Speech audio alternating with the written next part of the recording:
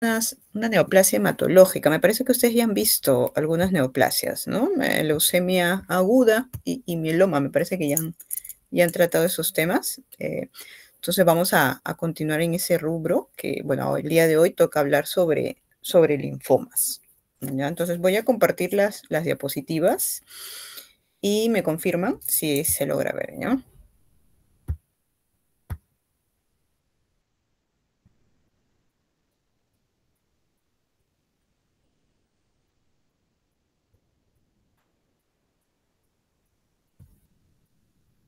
Ok, ¿me confirman si se logra ver? Ya, perfecto. Ok, entonces voy a activar el puntero y ya empezamos. Ok, ok chicos, entonces vamos a hablar el día de hoy sobre linfomas. Este es un grupo de neoplasias hematológicas que están dentro de las más frecuentes en el mundo. En nuestro país, los linfomas ocupan el sexto lugar en cuanto a los cánceres más frecuentes, ¿no? Obviamente después del cáncer de mama, de útero, de próstata, de gástrico, colon y pulmón, ¿no? Entonces en este lugar se encuentran. Entonces, en base a la frecuencia, ya hablamos de un cáncer que es muy frecuente y por lo tanto importante para poder conocer. Ahora, cuando hablamos de linfomas, hablamos de dos grandes grupos, ¿no? Como son los linfomas de Hodgkin y no Hodgkin. Vamos a hablar algunas generalidades y por ahí mencionar algunas características de algunos subtipos. Entonces, este es el índice o tabla de contenido, ¿no? Y vamos a empezar definiendo los linfomas, ¿ok? Como malignidades hematológicas, neoplasias hematológicas, que se originan en los linfocitos maduros anormales, ¿no? Ustedes ya han visto, me parece, leucemia, ¿no? Y la leucemia, si bien recuerdan, es un cáncer hematológico que se origina en una célula inmadura que se llama blasto, ¿no? Que puede ser blasto linfoide o blasto mieloide. ¿Okay? En el caso, por ejemplo, del mieloma, que es otra neoplasia hematológica, que se origina en una célula que se llama célula plasmática. En el caso de los linfomas, como el nombre lo dice, se origina en el linfocito, pero es un linfocito maduro, ¿ok? Maduro y anormal. Estos normalmente se encuentran en los ganglios linfáticos, ¿ok? Pero también se pueden ubicar en tejido extraganglionar, o sea, podemos tener linfoma en cualquier parte, ¿sí? Entonces, cuando hablamos de linfomas, hablamos de un cáncer de ganglios, ¿no? Estos se van a dividir en dos grandes grupos, como tenemos el linfoma no Hodgkin, que es el grupo más frecuente en el 90% de los casos, que a su vez se puede subdividir en linfoma no Hodgkin de células B o de linfocitos B y el linfoma no Hodgkin de células T. Y el otro grupo corresponde al linfoma de Hodgkin, que se presenta en el 10%, linfoma de Hodgkin o enfermedad de Hodgkin, ¿no? En el 10% de los casos, ¿no? Entonces, el linfoma es una enfermedad que puede afectar cualquier órgano, ¿no? Si bien es cierto, habitualmente nace en el ganglio, puede también afectar el pulmón, el estómago, la piel, el sistema nervioso central, etcétera. Entonces, cuando hablamos de linfomas, hablamos del sistema linfático, ¿no? El sistema linfático, como ustedes saben, es un conjunto de conductos que están conectados entre sí a lo largo de todo el cuerpo, ¿sí? Donde va a transportarse la linfa, que es un filtrado de la sangre, donde se encuentran los linfocitos, ¿no? Los linfocitos B, linfocitos T, que son importantes para el sistema inmunológico, ¿no? Los linfocitos B son las células productoras de los anticuerpos que nos van a proteger frente a infecciones. Y los linfocitos T son los que pueden actuar directamente, neutralizando virus, células tumorales, entre otros. Parte también de este sistema linfático son órganos como, por ejemplo, los ganglios, las amígdalas, el timo, el vaso y también la médula ósea. Entonces, en cualquier parte donde tengamos tejido linfático se puede generar el linfoma. Ahora, les mencionaba pues que cuando hablamos de linfoma hablamos de un grupo de neoplasias hematológicas, ¿no? Porque en realidad pues engloba a más de 60 patologías, ¿ok? Eh, que cada una tiene sus características clínicas, características en cuanto el diagnóstico, el tratamiento y el pronóstico, ¿no? Hablamos más de 60, se dice que aproximadamente son cerca a 90 en la última clasificación de la OMS, ¿no? Y la idea, pues, es no conocer a todas, obviamente, hay que conocer algunas generalidades y por ahí hablar un poquito de las más importantes. Entonces, empezamos con los linfomas no Hodgkin, que es el grupo más frecuente, ¿ok?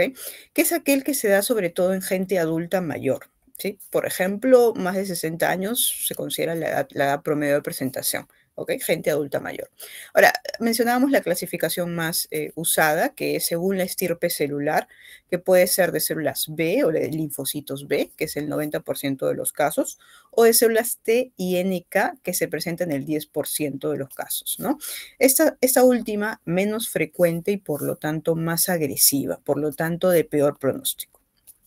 Ahora, hay otras formas de clasificarla, por ejemplo, según el grado o agresividad, y ahí tenemos dos grupos, como es el grupo de las indolentes o de bajo grado o morfológicamente de células pequeñas, ¿no? Se le dice indolentes porque habitualmente el paciente es asintomático o poco sintomático o demora mucho tiempo en presentar síntomas, ¿no?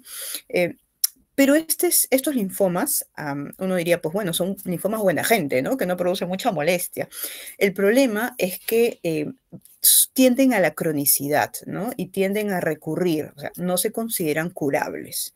A diferencia del otro grupo, que es un más agresivo, es de alto grado o células grandes, es decir, es muy aparatoso clínicamente, ¿no? Rápidamente nos va a producir molestias, ¿no? Lo cual hace que el paciente vaya por la emergencia, pero a diferencia de los anteriores, son potencialmente curables. Una de las bondades de los linfomas agresivos, ¿no? Ahora, un linfoma indolente puede transformarse en un linfoma agresivo y eso es lo que se denomina el síndrome de Richter, ¿no? La transformación de uno de bajo grado a uno de alto grado. Ahora, existe otra forma también de clasificarlos, que es según el lugar de afectación, y ahí tenemos los linfomas nodales o de ganglios, que se dan el 80% de los casos, y los linfomas extranodales, que se dan el 20% restante, ¿no? Por ejemplo, hemos tenido linfomas cutáneos, ¿no? Linfoma del sistema nervioso central, linfoma primario de hueso, etcétera.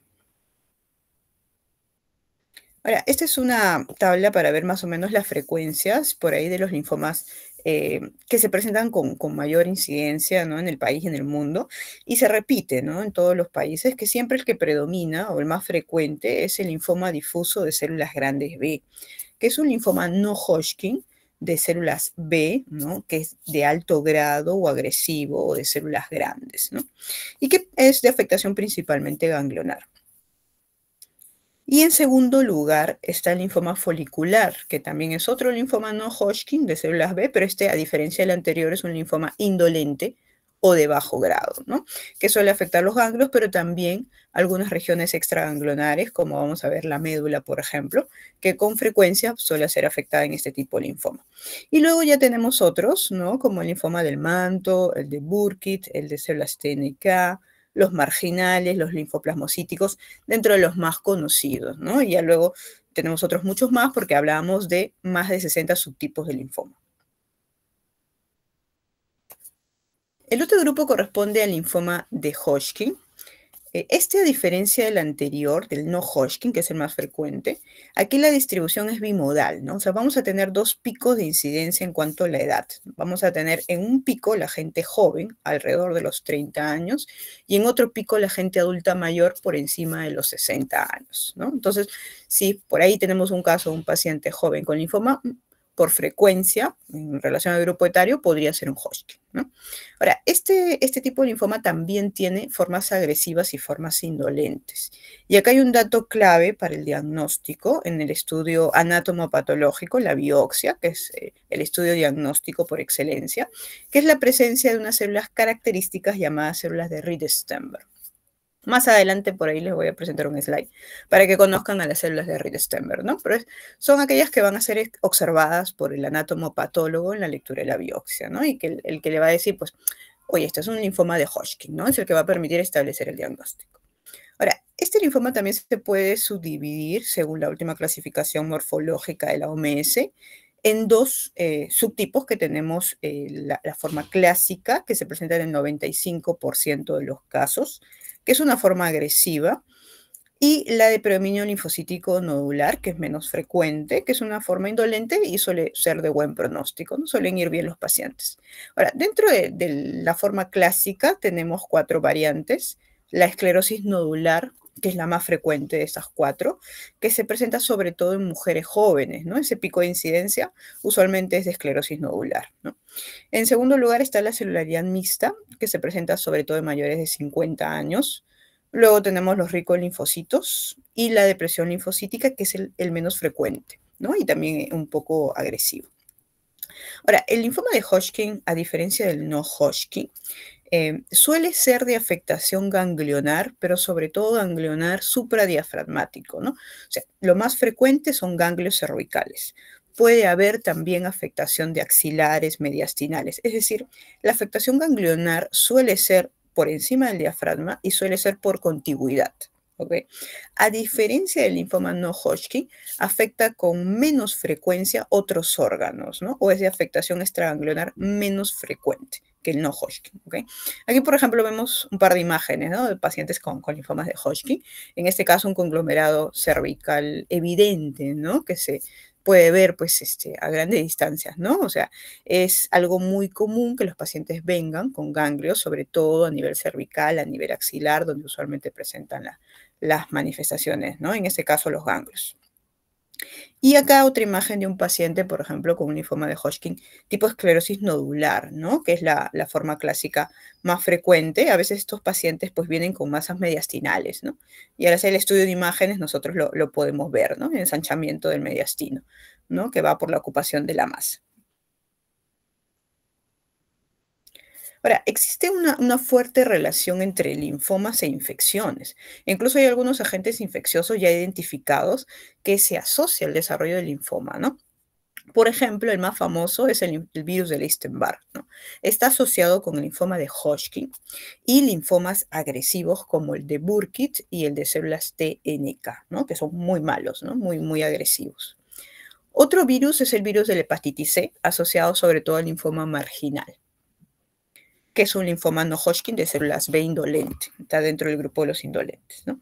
Otro virus es el virus HTLV1, que es el primo hermano del HIV, asociado con el linfoma T del adulto, ¿no? Que es un linfoma de células T muy malo, dentro de los que tiene el peor pronóstico dentro de los T. El HIV, que en sí puede aumentar la frecuencia de cualquier tipo de linfoma no Hodgkin en relación a la población general, ¿no? Y por aquí se suma una bacteria, que es el Helicobacter pylori, que está asociada al linfoma tipo MAL, que es el linfoma asociado a mucosas, ¿no? Que es un linfoma no Hodgkin de células B indolente también, al igual que el marginal. Entonces, cuando uno tenga un diagnóstico de linfoma por estudio anatomopatológico, igual dentro de los exámenes que uno tiene que pedir al paciente son los estudios de descarte de infecciones, ¿no? Porque ya vemos que hay algunos agentes infecciosos que están relacionados. Ahora, la sintomatología clásica incluye la llamada presencia de los síntomas B, ¿no? Dentro de los cuales tenemos fiebre, obviamente que no sea justificada por un proceso infeccioso, sudoración profusa, sobre todo en las noches, y pérdida de peso catalogada como más del 10% del peso habitual en un tiempo promedio de 6 meses o menos, ¿no? Entonces son los llamados síntomas B. Basta la presencia de uno para considerar síntomas B positivo, ¿no? Esto asociado a la presencia de ganglios, ¿no? Ganglios que podemos encontrar en el cuello, podemos encontrar en la axila, a nivel inguinal, etcétera, ¿no? Las zonas más frecuentes, ¿ok? Y pueden haber también otras manifestaciones. Hay linfomas que afectan el hueso, ¿no? La médula ósea y el paciente viene con dolor óseo, ¿no? Hay linfomas, por ejemplo, que van a generar nódulos, masas, ¿no? Que podemos evidenciar en cualquier parte del cuerpo, ¿no? La visceromegalia también es muy característica. Hay linfomas que afectan vaso, afectan hígado, ¿no? Entonces uno puede palpar el hígado, el vaso, ¿no? Muy característico también. Y otras dos manifestaciones que por ahí son menos frecuentes, pero también se pueden presentar, como es el dolor ganglionar asociado a la ingesta de alcohol. Normalmente el ganglio neoplásico, por una enfermedad neoplásica, no duele, ¿no? Es indurado, no doloroso, ¿ok? Pero en este caso se ha descrito en el linfoma la posibilidad de que duela cuando uno ingiere alcohol, lo que se llama el signo de Hoster, ¿no? No es patognomónico, pero se puede presentar en el linfoma. Y el prurito que se ve más en el Hodgkin por una estimulación de las fibras nerviosas, en este caso por liberación de citoquinas, ¿no? Entonces, es dentro de las manifestaciones que se puede presentar. Ahora, la presentación clínica puede llegar a ser muy variada, dependiendo mucho del lugar de afectación del linfoma, ¿no?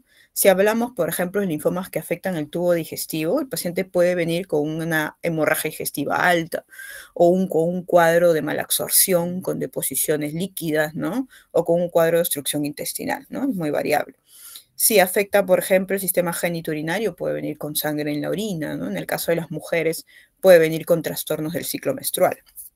Si afecta el sistema neurológico, el paciente puede venir con déficit motor, con compromiso de pares craneales, ¿no? Cefalea intensa, etcétera, ¿no?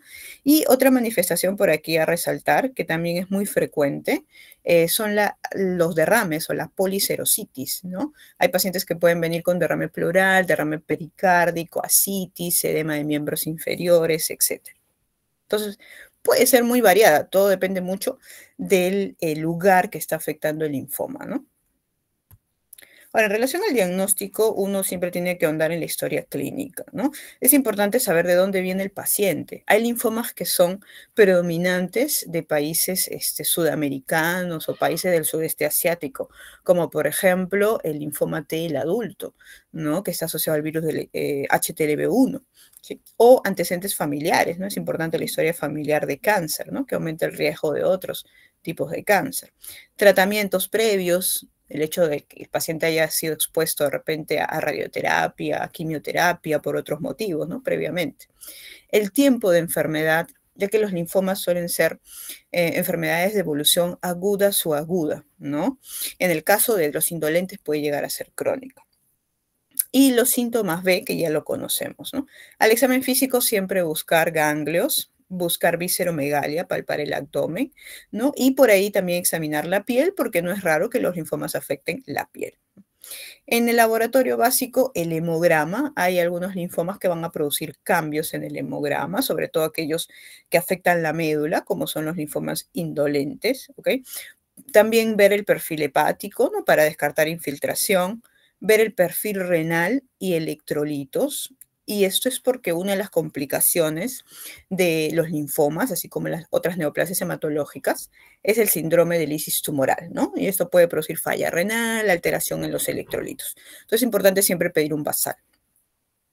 El DHL es un marcador de actividad tumoral, ¿no? Lo habíamos visto en las anemias hemolíticas, ¿no? Que es un marcador de destrucción celular, ¿no? Pero en este caso también se utiliza como un marcador de proliferación celular, de actividad tumoral, ¿no? El cual se encontraría incrementado. Y la serología, buscando virus, ¿no? En este caso buscando bacterias, de ser necesario, para ver si hay una asociación o no, ¿no?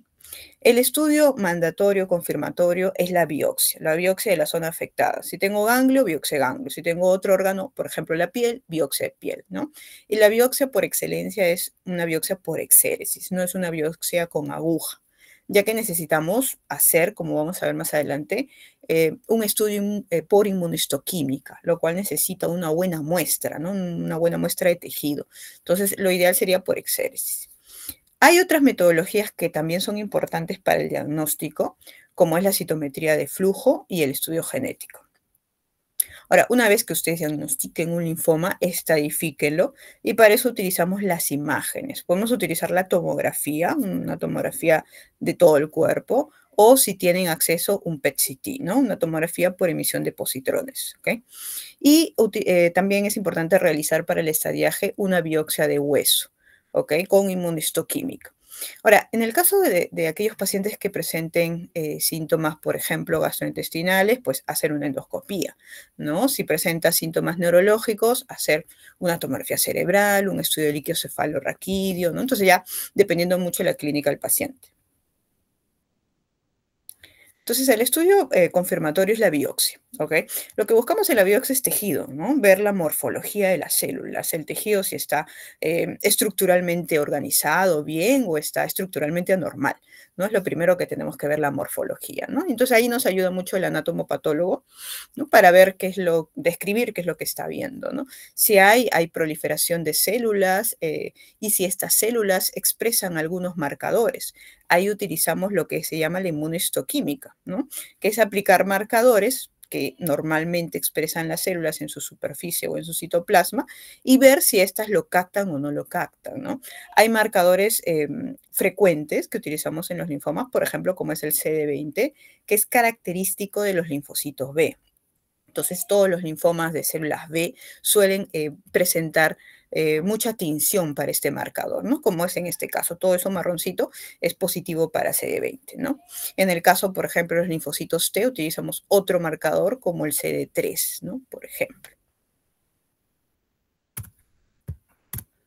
Ahora, esta es la célula que les comentaba de característica del linfoma de Hodgkin, que es la célula de Reed-Sternberg, ¿no? Que se ve en la biopsia, que es una célula grande, que no pasa desapercibida, ¿no? Es una célula grande, es una célula binucleada, ¿sí?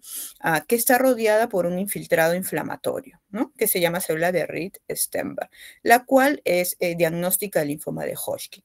Esta célula se caracteriza por expresar marcadores en la inmunohistoquímica, como son el CD15 y el CD30, ¿no? Distinto al que habíamos visto anteriormente, ¿no? El CD20 de los linfocitos B, o distinto al CD3 de los linfocitos T, ¿no? Entonces, estos marcadores nos van a permitir orientarnos y confirmar, ¿no? Efectivamente, esa es una célula de Reed-Sternberg. Ahora, otra metodología es la citometría de flujo, ¿no? Cuando ustedes han visto o por ahí han recibido la charla de leucemias o por ahí han hablado algo de pacientes con leucemia, siempre se tiene que hacer dentro del estudio diagnóstico la citometría, ¿no? Es básico. Y también lo podemos utilizar en los linfomas, en el diagnóstico de los linfomas. La citometría es una técnica de estudio que se utiliza en cualquier fluido corporal, por ejemplo, la sangre, ¿no? Por ejemplo, la sangre, la médula, la sangre periférica, ¿no? Entonces, se puede utilizar en aquellos linfomas que comprometan, o aquellas sospechas de linfoma, que comprometan la médula o que comprometan la sangre, ¿ok? Es ahí donde podemos utilizar esta técnica, porque esta técnica lo que hace es en esa muestra estudiar las poblaciones celulares y sus marcadores, los marcadores que tienen en su superficie, en su citoplasma, para poder establecer linaje, para poder decir, oye, esto es un linfoma no Hodgkin de células B, porque expresa tales marcadores, ¿no? Estos son los marcadores característicos. Siempre el más famoso el 20, pero también tenemos el 19, el 79, etcétera, ¿no? O este linfoma expresa CD3, ¿no? Que nos orientaría a un linfoma de linaje T. O expresa CD16, CD56, que nos orientaría a un linaje NK, ¿no? Entonces, esta es una técnica bastante sensible y específica para poder hacer uno, en el caso de aquellos linfomas que comprometan médula o sangre, el definir bien la estirpe y qué subtipo de linfoma. Hemos visto, hay más de 60 subtipos, ¿no? Entonces, entenderán que tienen ciertas características o ciertas peculiaridades que uno se tendría que apoyar en varios estudios para llegar al diagnóstico, ¿no? A veces la biopsia es suficiente y a veces no, y tenemos que apoyarnos con otros estudios como la citometría, ¿no? Que puede estudiar varios marcadores a la vez y a partir de eso definirnos el subtipo de linfoma. Otro estudio importante para el diagnóstico es la biología molecular y la genética. Hay una fuerte relación entre linfomas y alteraciones genéticas tipo translocaciones, ¿no? Que son las más frecuentes. Ahora, para eso tendríamos que hacer una citogenética convencional, un estudio de FISH o un estudio molecular por PCR. Esto se hace en sangre, ¿no? En nuestro hospital, bueno, tenemos acceso a la genética convencional, ¿no? Los otros dos es un poquito difícil porque son muy costosos, ¿no? Pero podemos identificar algunas alteraciones que están asociadas con linfomas, ¿no? Por ejemplo, la translocación 814, que está asociada con el linfoma de Burkitt, la translocación 14-18 con el linfoma folicular, la translocación 11-14 con el linfoma del manto y la translocación 2-5 con el anaplásico, ¿no? Que es un linfoma de células T. Ahora, una vez que ustedes tengan el diagnóstico del linfoma, o sea, hayan llegado ya por su sospecha clínica, su examen físico, su biopsia que le ha confirmado, por ahí si pudieron hacer la genética y la citometría, ¿ok? Lo siguiente es estadificar a su paciente, ¿ok? Establecer cuál es el grado de compromiso del linfoma. Y para eso utilizamos una clasificación que es muy antigua, pero que todavía se sigue utilizando, que es la clasificación de Ann Arbor, ¿no? Esta nos dice que la enfermedad tiene 4 estadios, dos estadios tempranos y dos estadios avanzados, ¿ok? Dentro de estadios tempranos tenemos el estadio uno y 2 en números romanos. Se considera uno cuando hay compromiso de una única región ganglionar, ¿ok? Y esto por encima del diafragma. Se habla de un estadio 2 cuando hay dos o más compromisos ganglionares por encima del diafragma. Se habla de un estadio 3, hay dos o más compromisos ganglionares, pero a ambos lados del diafragma, por encima y por debajo, ¿no? Por ejemplo. Y estadio 4, cuando hay compromiso ganglionar supra e infra asociado a un órgano extraganglionar, por ejemplo, la médula ósea, ¿no? Entonces ya es invasivo, ¿no? Ahora, a esto se le asocia la letra A si no tenemos síntomas B y la letra B si tenemos síntomas B, ¿no? Entonces es una clasificación muy usada, ¿no? Y que es, con frecuencia lo suelen preguntar en los exámenes, ¿no? De residencia o los exámenes también de término de la carrera, ¿no? Es muy frecuente. Entonces, vean esta pregunta, ¿no? A ver, voy a... Aparece por acá, ya.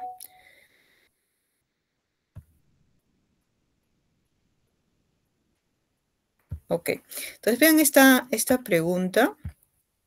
Ay, me equivoqué.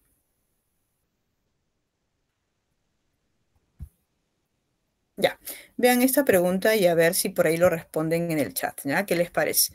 Se trata de una paciente mujer joven, ¿no? De 35 años, ¿ok?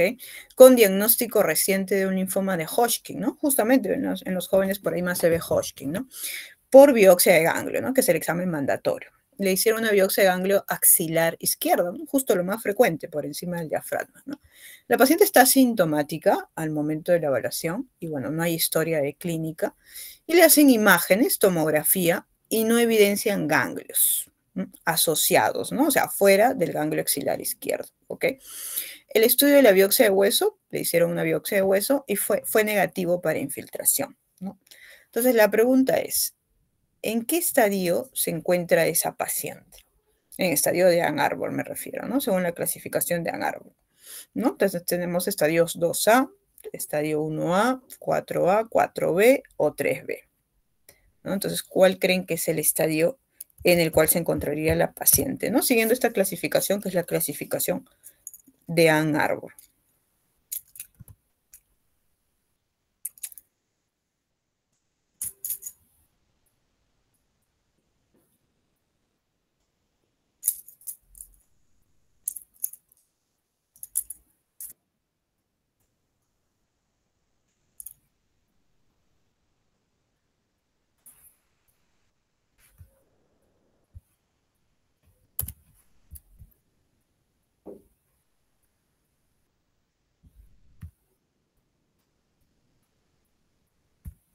Ya, inteligencia artificial me suena.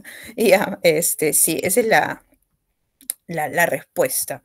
Si se dan cuenta, es solamente un grupo ganglionar afectado o una región ganglionar afectada, que es axilar izquierda, ¿no? Y el paciente está asintomático, ¿no? Entonces, cuando hablábamos del Ann Arbor, decíamos, pues, asintomáticos, ¿no? O sea, eso no debería ser duda, ¿no? O sea, eso es claro, ¿no? A, ausencia de síntomas B, ¿no? Entonces, entre estas tres. Lo otro decíamos, cuando hay una única región ganglionar afectada, sea cervical, sea axilar, sea mediastinal, pero por encima del diafragma, eso es estadio 1. Cuando hay dos o más por encima del diafragma, es estadio 2. Y estadio 3, 4 mucho más alejado, ¿no? Entonces, por ahí que se podría confundir entre un 1 o 2, ¿no? Pero esto es claramente estadio 1 porque hay una única región ganglionar afectada. ¿Cómo lo sabemos? Porque le hicieron una tomografía y no vieron otros ganglios comprometidos, porque le hicieron una biopsia de hueso y el hueso estaba limpio, ¿no? O sea, no estaba afectado. ¿Sí? Entonces, siempre para hacer estadiaje tiene que estar incluido un estudio de imágenes, tomografía, que es lo usual, y una biopsia de hueso, ¿no? Sin esto no podríamos estadificar bien al paciente. Ok, entonces acá les voy a presentar algunas imágenes, ¿no? de nuestros pacientes, por ejemplo, con linfomas, para que vean cómo se ven en la tomografía, ¿no? Y cómo debutan algunos de estos pacientes, ¿no? Este es un paciente joven, 34 años, varón, que tiene linfoma no Hodgkin, ¿no? Yo les decía, pues el no Hodgkin es más frecuente en los adultos mayores. Sin embargo, en los pacientes que tienen HIV o infección por HIV, pueden presentar linfomas en edades más tempranas, ¿no? Como es este caso. Y este es un no Hodgkin de tipo folicular, ¿no? Es el de tipo indolente, el segundo más frecuente dentro de todos los linfomas, ¿no? Y este paciente, si se dan cuenta, debuta con una gran visceromegalia, ¿no? Miren el hígado, súper grande, ¿no? Y el vaso también. E incluso tiene líquido, ¿no? En el pulmón. Este es un derrame pleural. Vamos a ver esta imagen, acá se ve mejor, ¿no? Ahí, voy a ponerlo con el puntero. Acá se ve mejor el derrame, ¿no? Evidente, ¿no? Esta es una ventana mediastinal y vamos a ver ahí el líquido. Y bueno, en esta otra ventana parenquimal podemos ver también el derrame pleural, ¿no? Si somos más juiciosos, estos son los huecos axilares, ¿ok? Y están llenos de bolitas, ¿no? Esas bolitas son los ganglios, ¿ok? Tiene ganglios axilares, ¿no? Entonces, este paciente debuta con una gran visceromegalia y debuta con un derrame pleural aparte de los ganglios, ¿no? Lo que yo le decía, algunos de estos pacientes pueden presentar también serositis, ¿no? Que no es raro. Esta es la tomografía de otro paciente, ¿sí? En este caso es un paciente adulto mayor, ¿no? La edad típica del paciente con linfoma no Hodgkin, 60 años. Tenía no Hodgkin B variante del manto, el tipo del manto, que es otro tipo de linfoma de células B indolente. Es otro tipo menos frecuente que el folicular. Y este paciente debuta con una gran ascitis, ¿no? Ahí ven líquido en la cavidad abdominal, ¿no? Creo que tenía un abdomen bastante prominente, ¿no? Justamente por esa ascitis, ¿no? Ustedes lo que deberían hacer ahí cuando un paciente viene con un derrame pleural o un líquido ascítico, punzarlo, tomar una muestra, llevarlo a citología y ver si hay células malignas o no. Si están sospechando de un linfoma, están hablando de malignidad, entonces hay que descartar si está esa zona también infiltrada, ¿no? Entonces, con una citología se puede ver un PAP, se puede ver si hay células malignas o no, ¿no? Y de paso también drenar, porque obviamente es muy incómodo para el paciente, ¿no? A nivel abdominal, eso pues le produce dificultad para respirar, llenura precoz, una serie de manifestaciones, ¿no? Entonces, a la vez también evacuar, obviamente, y tratar la enfermedad, porque si uno no la trata, pues va a seguir con la serositis, ¿no? Ok, esta es otra imagen de otro paciente. En este caso es una paciente joven que tuvo linfoma de Hodgkin, a la cual hicimos PET-CT. En el hospital tenemos acceso al PET-CT. No es tan fácil como una tomografía, que es mucho más rápido. Hay que hacer todo un trámite, pero sí se puede hacer. El PET-CT, que es la tomografía por emisión de positrones, ¿no? Que es una tomografía en la cual se utiliza una sustancia que nos permite no solamente ver ganglios, ver masas, medir masas, sino ver también la actividad metabólica de ese ganglio y de esa masa. Porque ustedes sabrán que un cáncer produce mucha actividad metabólica, ya que las células están constantemente proliferando, ¿no? Entonces, si nosotros tenemos duda, oye, ¿esto es maligno o no es maligno? Pues ahí el PET-CT nos ayuda mucho, ¿no? Y nos guía hacia esas zonas que están aparentemente infiltradas, ¿no? En este caso, pues esta paciente tenía ganglios por todos lados, arriba y abajo del diafragma, y también marcaba mucho hueso, cuerpos vertebrales, ¿no? Acá huesos, cuerpos vertebrales y vaso. También marcaba mucho el vaso, ¿no?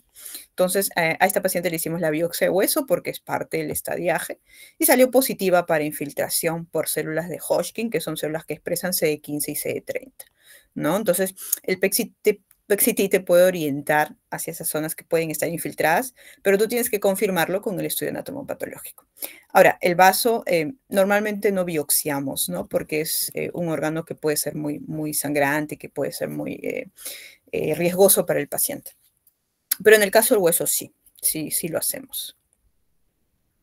Ok, entonces acá les voy a hablar acerca de algunos linfomas, quizá los más frecuentes. Por ahí les mostraré algunas imágenes de algunos de nuestros pacientitos, algunos de los casos que hemos visto.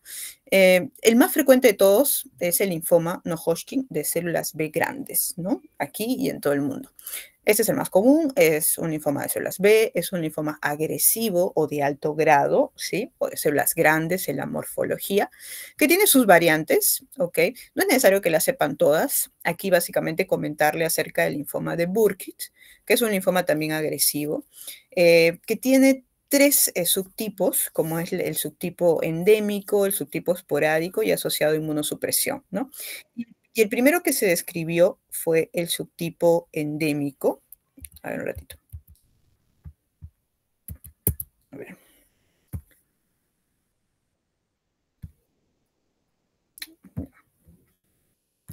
Ya, es el subtipo endémico, ¿no? El primero que se describió, que fue descrito por el patólogo Burkitt, ¿no? En niños africanos que tenían a nivel de la mandíbula una masa, que al estudiarla, hacerle el estudio morfológico, ¿no? Encontraban estas células, que son las famosas células de Burkitt, que son linfocitos B grandes, que tienen en el citoplasma vacuolas, ¿no? Estas vacuolas, que es un dato morfológico importante para decir esto es un Burkitt, ¿no? Y se vio que estos pacientes también presentaban positividad para el Epstein-Barr, ¿no? Que es un virus asociado a ese tipo de linfoma también, ¿no? Ahora, siguen en frecuencia los indolentes. Aquí encabezando la lista está el folicular, ¿no? El folicular es un linfoma de células B pequeño, indolente o de bajo grado, ¿ok? Que se origina en el centro germinal del ganglio y que va a generar la positividad en el estudio anatomopatológico de marcadores como son el BCL2 y el BCL6, ¿no? Son marcadores por ahí sugestivos de folicular. Y eso se asocia a una alteración genética, que es la translocación del cromosoma 14-18. Ujú. Otro linfoma indolente es el linfoma del manto, menos frecuente que el folicular, ¿no? Se llama así porque se origina en la zona del manto, del ganglio, ¿ok? Esta también, aparte de, bueno, si bien es cierto se considera indolente, tiene algunas formas agresivas, como es la variante blastoide, ¿ok? Tanto el linfoma folicular como el manto, que son dos linfomas indolentes, compromete con frecuencia los ganglios, pero también con frecuencia comprometen órganos extraganglionares, ¿no? Por ejemplo, la médula ósea. No es raro que un paciente con linfoma folicular o manto debute con infiltración de la médula, ¿no? Y en el caso del manto, del tubo digestivo también. Incluso los pacientes presentan este hallazgo, ¿no? Que son la poliposis linfomatosa, como una serie de pólipos a lo largo de toda la mucosa del intestino, ¿no? Algunos vienen con síntomas digestivos y otros no, son asintomáticos, ¿no? Entonces uno lo puede diagnosticar con una endoscopía. Ahora, en el caso del manto, produce en el estudio anatomopatológico la expresión de un marcador. El marcador es ciclina de 1, ¿no? La cual está asociada con la translocación del cromosoma 11-14. ¿No? Entonces, estos marcadores son importantes porque nos van a permitir diferenciar uno de otro, ¿no? Entonces dirán, ¿cómo diferencio si esto es un folicular, un manto, un marginal, y etcétera, etcétera, etcétera? Es con la inmunohistoquímica, la biopsia y la inmunohistoquímica, ¿no? Y si por ahí nos apoya la citometría y la genética, sería lo ideal. Ok, este es un paciente, por ejemplo, nuestro que tuvo linfoma no Hodgkin de células B, un linfoma de tipo folicular, ¿ok? Y vean la gran visceromegalia, ¿no? Que tenía el paciente, ¿no? Incluso los chicos por ahí le pusieron su esparadrapo para medir, ¿no? Hasta dónde llegaba el hígado y dónde llegaba el vaso, ¿no? Y lo que más llama la atención es el tamaño del vaso, ¿no? Una gran esplenomegalia. Normalmente un vaso, pues, llega a medir hasta 13 centímetros, ¿no? En el caso del paciente, medía 21 centímetros, llegaba hasta la fosa ilíaca, ¿no? Izquierda. Es algo muy evidente, ¿no? Entonces, el mensaje es, si ustedes tienen un paciente con una gran esplenomegalia, dentro de sus diagnósticos debería estar el linfoma, ¿no? Porque el linfoma es una neoplasia que suele producir visceromegalia y a veces produce una gran visceromegalia. Ok, entonces en el caso de los T, a diferencia de los anteriores, son menos frecuentes y son más agresivos y por lo tanto de peor pronóstico. Hay muy pocos linfomas T que son buena gente, hay muy poquitos, ¿no? Vamos a tener, por ejemplo, acá el linfoma T anaplásico, ¿ok? Que es un linfoma de células grandes que se caracteriza por la expresión de este marcador que se llama CD30 y también puede expresar el ALK positivo, negativo en algunos casos, ¿no? Mientras es positivo, es de mejor pronóstico. Ahora, dentro del té anaplásico hay una variante que fue, bueno, no hace muchos años descrita, que es el té anaplásico asociado a implante mamario, ¿no? Que fue escrita en una paciente que se colocó una prótesis mamaria y que en la cápsula hizo un linfoma, ¿no? Y al hacer el estudio anatomopatológico, pues era compatible con un linfoma T anaplásico, ¿no? Entonces se le denominó linfoma de células grandes anaplásico asociado a implante mamario, ¿no? Que también está descrito dentro de este grupo que a diferencia del resto de los anaplásicos es un linfoma de buen pronóstico, ¿no? Se vio que en esta paciente, por ejemplo, se hizo una cirugía, fue sometida a una cirugía y el resultado fue favorable, ¿no? O sea, era potencialmente curable. Luego tenemos el linfoma extranodal TNK, que este es un linfoma muy malo, ¿sí? De los más malos que hay. Se localiza habitualmente en las fosas nasales y senos paranasales, ¿no? Y está asociado al virus del Epstein-Barr, ¿no? Ese es el virus más famoso dentro de los linfomas. Ahora, se dice que es muy malo, muy agresivo, porque rápidamente produce destrucción de tejido, ¿no? Esta es la imagen también de una paciente nuestra que tuvo un linfoma TNK nasal y miren, ya comienza a haber necrosis, ¿no? Rápidamente, ¿no? De la zona afectada. Y esto pues rápidamente avanza y termina siendo fatal para el paciente, ¿no? Esta es otra imagen de otro paciente también que tuvo linfoma de células TNK, ¿no? Igual miren la lesión necrótica, en este caso en el miembro inferior, que no es lo habitual.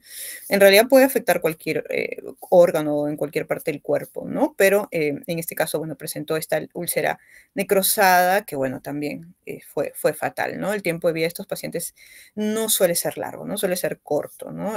La enfermedad rápidamente avanza y a veces gana al inicio del tratamiento o el tratamiento a veces no va bien, ¿no? En la mayoría de los casos. Otros tipos de linfoma T, tenemos el linfoma leucemia de células T, el adulto, ¿no?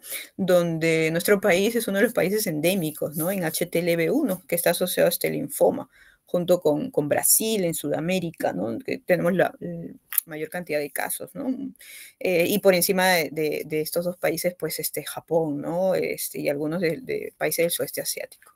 Eh, este tipo de linfoma, entonces, está asociado con este virus, ¿ok?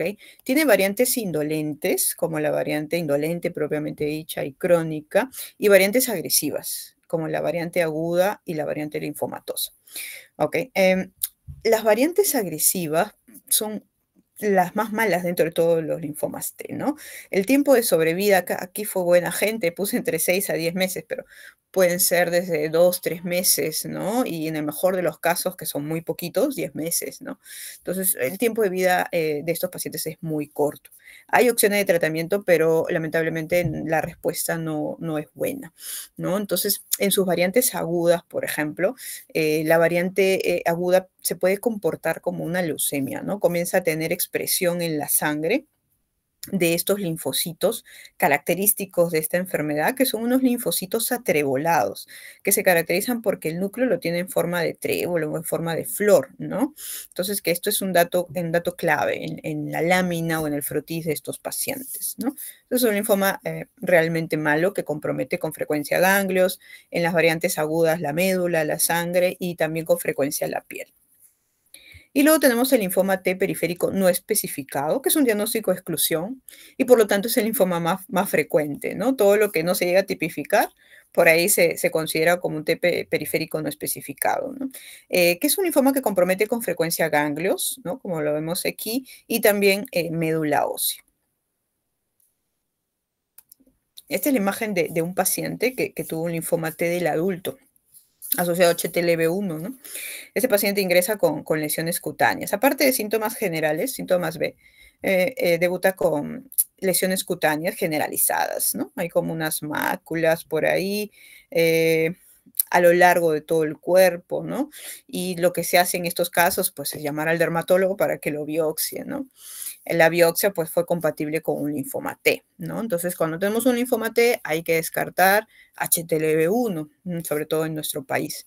Y la serología para HTLV1 salió positiva, ¿no? Un linfoma T asociado a HTLV1 y vimos pues nosotros la sangre del paciente tenía esos linfocitos atrebolados, ¿no? Que yo les presenté acá, que son característicos de esta enfermedad. Lo confirmamos con una citometría de sangre y fue concluyente, ¿no? Con un linfoma T del adulto, ¿no? Que es muy frecuente la infiltración cutánea. Ahora, el tratamiento va a depender mucho de una serie de factores, ¿no? Definitivamente la edad es importante. No es lo mismo manejar a un paciente joven con un buen estatus que un paciente adulto mayor frágil, ¿no? Las comorbilidades, ¿sí? Porque muchos de los medicamentos que vamos a utilizar pueden tener toxicidad. Estatus performance o cómo viene el paciente, cuál es su estado funcional, El tipo histológico, no es lo mismo tratar un linfoma folicular que un linfoma difuso de células grandes. El estadio, no es lo mismo debutar en estadios tempranos como en estadios avanzados, ¿no? El grado, si es de alto grado o bajo grado, ¿sí? La localización, hay linfomas que solo afectan piel, hay linfomas que son generalizados, afectan ganglios, piel, médula, etcétera, ¿no? Y obviamente lo que desea el paciente, ¿no? Si el paciente no desea tratamiento, pues no hay por ahí la posibilidad de usar quimioterapia, radioterapia, que es lo que normalmente empleamos en estos pacientes, ¿no? Y aquí les puse un asterisco para recordar. Hay un grupo particular de pacientes que tienen más riesgo que la población general de tener linfomas, ¿no? Que son los pacientes HIV, ¿no? Y a edades más tempranas. Sin embargo, el tratamiento es el mismo que la población general, no debería cambiar, ¿ok? Porque estos pacientes, idealmente, si son positivos para el virus, deberían recibir targa, ¿no? Previo al tratamiento del linfoma, ¿no? Y deberíamos, pues, bajar la carga viral para poder iniciar el tratamiento, ¿no? Y el tratamiento debe ser igual que el resto de la gente.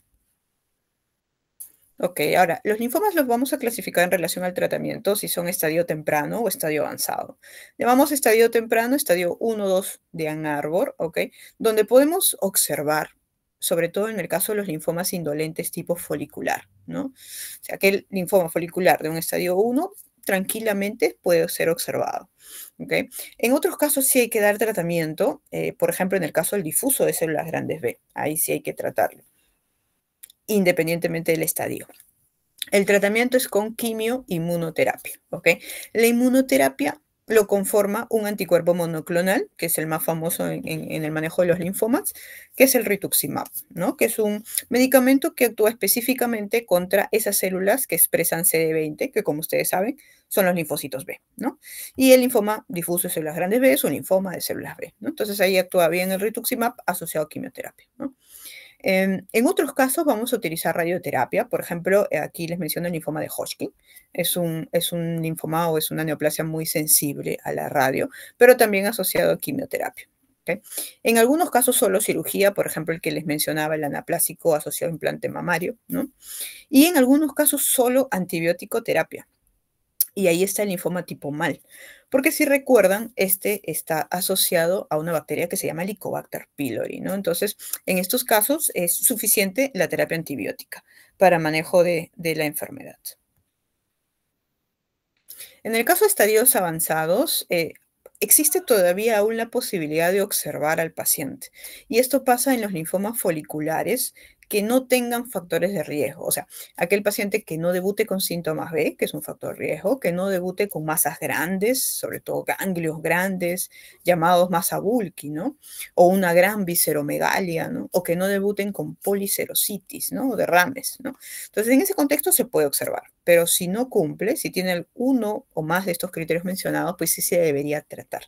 Y el tratamiento del linfoma folicular es con quimio-inmunoterapia, ¿no? Muy parecido al difuso de células grandes B, ¿no? Rituximab con quimioterapia. En el caso del linfoma T del adulto, que es el que está asociado con el HTLV1, utilizamos quimioterapia y utilizamos terapia antiviral justamente para el virus HTLV1, ¿no? Los linfomas T, quimioterapia, solo quimioterapia, ¿ok? Y en el Hodgkin nuevamente podemos asociar radioterapia también, ¿no? Y aquí también utilizamos un agente que es parte de la inmunoterapia en Hodgkin, que se llama brentuximab, ¿no? Que es un anticuerpo monoclonal que está dirigido a las células que expresan CD30, que son las células del linfoma de Hodgkin. Ahora, ¿qué pasa si el paciente no va bien con lo estándar? ¿Ok? Se considera un recaído refractario y se puede optar por otras líneas de tratamiento que pueden incluir quimioterapia, inmunoterapia, ensayo clínico y por ahí, bueno, si es factible un trasplante. ¿No? Estos son los esquemas estándar de tratamiento. En el caso del linfoma no Hodgkin de células B, por ejemplo, tipo difuso, ¿no? Tipo folicular con factores de riesgo, utilizamos quimio, inmunoterapia, ¿no? Inmunoterapia es rituximab, quimioterapia, este es el régimen de quimioterapia estándar. Se llama CHOP, ¿no? Y es el que incluye estos quimioterápicos, ¿no? Ciclofosfamida, vincristina, doxorubicina y prednisona. En el caso de los T, solo utilizamos quimioterapia, no utilizamos rituximab, obviamente, porque los linfomas T no expresan CD20, ¿no? Obviamente. Entonces ahí utilizamos solo la quimioterapia estándar. En el caso del Hodgkin, utilizamos otro esquema de quimioterapia, ¿ok? Que es el ABVD, que es el que contiene estos quimioterápicos, y radioterapia, ¿no? Que son muy, muy sensibles a la radioterapia. ¿Ok?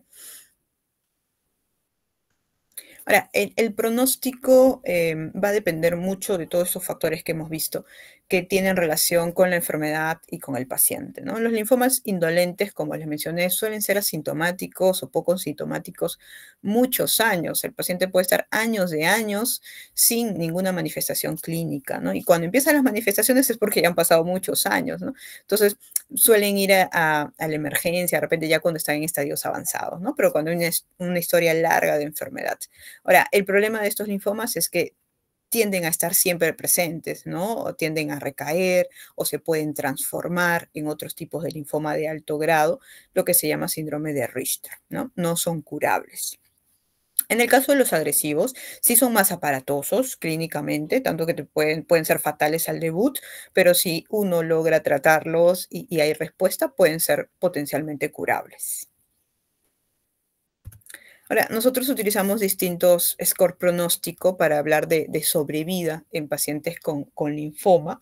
Este es el índice pues, más conocido, más famoso, ¿no? Que casi se aplica a todos los linfomas de Hodgkin y no Hodgkin, como es el índice pronóstico internacional, que es un score que utiliza criterios clínicos laboratoriales, ¿no? Son 5 criterios, a cada uno se le da un punto, si cumple, ¿no? Una de estas variables, y al final se hace una sumatoria.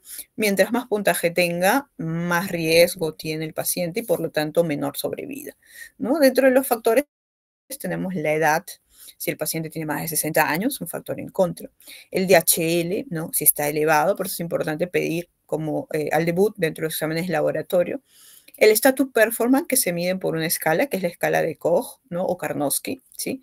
Un ECOG de 2 o más es de mal pronóstico. El estadio, obviamente el estadio avanzado va peor que el estadio temprano, ¿no? Y el compromiso de más de una zona extraganglionar.